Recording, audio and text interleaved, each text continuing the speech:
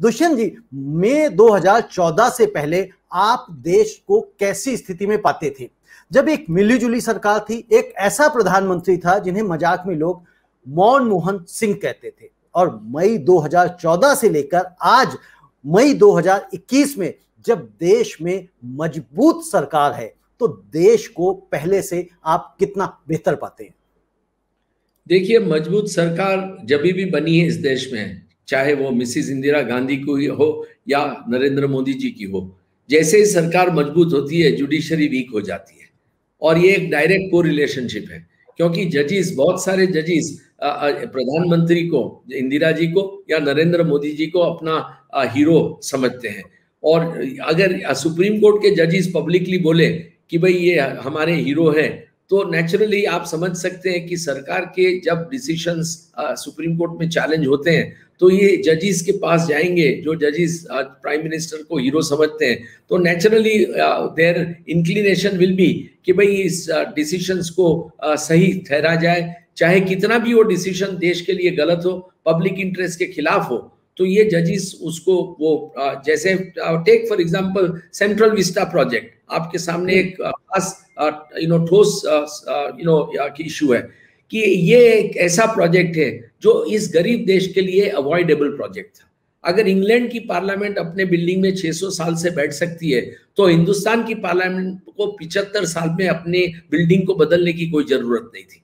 और ये जो लुटियन ने जो इस दिल्ली को बनाया है बहुत सुंदर, ये जो राजपथ वगैरह एरिया है, और जो नॉर्थ ब्लॉक, साउथ ब्लॉक और राष्ट्रपति भवन का एरिया है, एक मैं मानता हूं कि पूरे वर्ल्ड में, मैं बहुत जगह गया हूं, आपके दर्शक भी पूरे जगत में घूमे होंगे, ये एक बहुत ही सुंदर सुहावना एरिया है जो इतना इतना अच्छा है कि बहुत बार मैं और मेरे धर्म पत्नी बार बार अकेले गाड़ी लेकर वहां घूमने जाते हैं, ताकि मन को तसल्ली मिले कि देश में लोकशाही है और ये लोकशाही का एक प्रतीक है। पार्लियामेंट हाउस इतना सुंदर है। अब ये सबको अबजों रुपया खर्च करके, 25,000 करोड़ रुपया खर्च करके अगर बनाया जाए और सुप्रीम कोर्ट को उसको वैलिड ठहरवाए, तो वो मैं समझता हूं कि सुप्रीम कोर्ट की एक बहुत जबरदस्त भूल है, और इसको सुप्रीम कोर्ट को जल्दी से जल्दी करेक्ट करना चाहिए। जी दुष्यंत जी, एक मैं इसी क्वेश्चन को थोड़ा सा मैं रिफ्रेश करके पूछता हूं, और मैं छोटा आंसर चाहूंगा इसका कि 2014 से पहले का भारत और आज 2021 का भारत, हम कहां खड़े हैं? पहले वाला भारत बेहतर था, आज की स्थिति ज्यादा मजबूत है? देखिए, मैं तो जरूर मानता हूं, क्योंकि मैं तो एक वकील हूं, और मेरा फर्ज बनता है कि लोगों के जो फंडामेंटल राइट्स है, लोगों की जो बेसिक ह्यूमन राइट्स है, वो उसका जब जितना हो सके इतना पालन हो, उसको हमारी जुडिशियल सिस्टम प्रोटेक्ट करे। जैसे ही सरकार मजबूत होती है, तो ये सब फंडामेंटल राइट्स लोगों के जो हैं वो धीरे धीरे बहुत ही वीक होते जाते हैं, और सरकार उसके ऊपर बार बार अटैक करती रहती है। अब जैसे यूपी में देखिए, योगी आदित्यनाथ जी की सरकार ने कोई सैकड़ों एनकाउंटर्स करके लोगों को मार दिया। उसका मतलब क्या हुआ? उसका मतलब एक है कि एग्जीक्यूटिव भी न्याय प्रणालिका में श्रद्धा नहीं रखती है, और समझती है कि न्याय प्रणालिका जस्टिस करे इन लोगों के लिए, उनको जेल भेजे, उसको पहले हम मार दें उनको। तो ये एक, और उसमें कभी भी सुप्रीम कोर्ट इंटरवीन नहीं किया। Human rights commission, national human rights commission, जिसके chairman former chief justice of India है, जो भी एक मोदी भक्त है, श्री दत्तू साहब, उन्होंने भी कुछ आवाज नहीं उठाई। तो ये सब चीजें आप देख सकते हैं कि जैसे ही सरकार स्ट्रांग होती जाती है, तो दूसरे इंस्टीट्यूशन वीक होते हैं। और कॉन्स्टिट्यूशन में एक जिम्मेवारी है जुडिशरी की, जबरदस्त नैतिक, और मैं समझता हूं कि कॉन्स्टिट्यूशनल तो है ही लीगल, बट नैतिक और पायस जिम्मेदारी है कि लोगों के फंडामेंटल राइट की सुरक्षा इतनी करे कि कोई लोगों के फंडामेंटल राइट्स वंचित ना रहे। अब उसमें सुप्रीम कोर्ट और जुडिशरी जरूर फेल हुई है, और ये बड़ी दुख की बात है कि 2014 से ये बहुत ज्यादा हो रहा है। 2014 के पहले भी होता था। ऐसा नहीं कहता हूं कि कांग्रेस सरकार में जुडिशरी ने बहुत ही अच्छा काम किया, नहीं। जुडिशरी अनफॉर्चुनेटली सरकार के सामने सख्त जो रवैया है वो नहीं ले सकती है, और वो बहुत दुख की बात है। और वो 2014 के बाद तो बहुत ही खराब स्थिति हो गई है। जी, यानी कि 2014 के बाद जुडिशरी न्यायपालिका कमजोर हुई है। मैं इसी से एक पॉइंटेड क्वेश्चन भी था कि भाई, हम कहते हैं हमारे देश का लोकतंत्र के 4 मजबूत स्तंभ है, ठीक है, अभी भी हैं, लेकिन इन चारों स्तंभों में आज की तारीख में आपको क्या लगता है कि क्या ये चारों स्तंभ मजबूती से खड़े हैं और अपना कर्तव्य जिम्मेदारी से निभा रहे हैं? हालांकि आपने कहा है कि न्यायपालिका का भी स्तंभ कमजोर हुआ है, तो बाकी के जो 3 स्तंभ हैं, क्या वो मजबूती से खड़े हैं? क्या वो अपनी जिम्मेदारी ठीक से निभा रहे हैं? देखिए, जैसे पार्लियामेंट अब मेजॉरिटेरियन गवर्नमेंट हो गई है, तो we have a majoritarian rule हर तरह के। जैसे देश में मेजॉरिटेरियन रूल होने के कारण माइनॉरिटी का कोई दायित्व नहीं रहा है, माइनॉरिटी का कोई अस्तित्व नहीं रहा है। आज सरकार जो भी चाहे माइनॉरिटी के सामने कर सकते हैं, मीडिया जो भी चाहे माइनॉरिटी के सामने कर सकती है। अब जैसे निजामुद्दीन मरकज के केस में मीडिया ने इतना गंदा रोल निभाया कि हृदय को एक तरह का दुख होता है कि मीडिया ऐसे। अब इसके सामने अगर 60-70 लाख महाकुंभ में स्नान कर रहे हैं और सुपर सुपर सुपर स्प्रेडर है, मीडिया चुप रहा।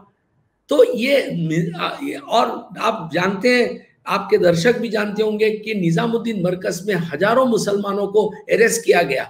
हालांकि उनको अरेस्ट करने की कोई जरूरत नहीं थी, क्योंकि you can not criminalise a sickness. वो वहां धर्म का पठन करने बैठे थे सरकार की परमिशन लेकर, दिल्ली पुलिस की परमिशन लेकर, और सेंट्रल गवर्नमेंट को सब जान था, इंटेलिजेंस ब्यूरो को जान था। अगर आप 4 घंटे का लॉकडाउन डिक्लेयर कर दे, ना बस ना ट्रेन ना प्लेन अवेलेबल है, 144 की धारा अगर फोर्स में है, वो कहां जाएंगे? उनको अरेस्ट करने का कोई कारण ही नहीं था, और मीडिया को उनको वॉकिंग बाउंड्स कहने का कोई हक नहीं था। फिर भी मीडिया ने कहा, और ये मीडिया के सामने जब हम सुप्रीम कोर्ट में गए तो हमने इतना ही सुप्रीम कोर्ट को रिक्वेस्ट किया कि आप इनके सामने सरकार एक्शन ले, और यही चीफ जस्टिस बोबडे ने इस मैटर को बार बार टरका दिया। मैं खुद 6 बार पेश हुआ, मैंने बार बार सुप्रीम कोर्ट को प्रार्थना की कि इसमें आप कुछ करिए, ये बहुत ही गलत हुआ है, ये इंसानियत के खिलाफ है, कॉन्स्टिट्यूशन के खिलाफ है, फंडामेंटल राइट्स के खिलाफ है। आपने लोगों को 6-8-9 महीना जेल में रखा, उसका क्या मतलब था? तो ये एक मेजॉरिटेरियन रूल जो हो गया है देश में, उसमें ना तो मीडिया ठीक से काम कर रही है, क्योंकि मीडिया भी आप देखिए, इसमें क्या होता है कि जैसे ही सरकार मजबूत होती है, जैसे भी एक लीडर मजबूत होता है, आज नरेंद्र मोदी जी बहुत सशक्त मजबूत प्राइम मिनिस्टर है, तो लोग एक भक्ति उनके लिए हो गई है। अब लोग भक्ति में समझ नहीं रहे कि सच क्या है और झूठ क्या है, सही क्या है गलत क्या है, हमारे देश के लिए अच्छा क्या है बुरा क्या है, ये लोग समझने की कोशिश नहीं करते हैं, और भक्ति में आकर उनके लिए कुछ भी करने के लिए तैयार हो जाते हैं। ये गलत बात है। आज नरेंद्र मोदी जी अच्छा काम करते हैं तो जरूर उनकी सराहना होनी चाहिए, बट अगर नरेंद्र मोदी अपनी कॉन्स्टिट्यूशनल ड्यूटी से चूक जाते हैं तो मीडिया की, जुडिशरी की, पार्लियामेंट की, सबका दायित्व बनता है कि उनको रोका जाए। अब वो नहीं होता है। अनफॉर्चुनेटली आज देश में ऐसा माहौल हो गया है कि कोई भी उनको क्वेश्चन करने के लिए तैयार नहीं है, ना उनकी कैबिनेट, ना एग्जीक्यूटिव, ना पार्लियामेंट, ना जुडिशरी, ना मीडिया। और इसके कारण क्या होता है कि पूरे कॉन्स्टिट्यूशन को और कॉन्स्टिट्यूशनल राइट्स को, फंडामेंटल राइट्स को एक तरह से हम एकदम इग्नोर कर रहे हैं, जैसे कॉन्स्टिट्यूशन एक वेस्ट पेपर बास्केट के लायक है। ये गलत चीज है। हम कोई भी एक एक्शन, सरकार का हो, पार्लियामेंट का हो, जुडिशरी का हो, कोई भी एक्शन कॉन्स्टिट्यूशन के अनुरूप होना चाहिए। कॉन्स्टिट्यूशन के विरुद्ध अगर कोई भी एक्शन है तो उसको तुरंत करेक्ट करना चाहिए जुडिशरी को।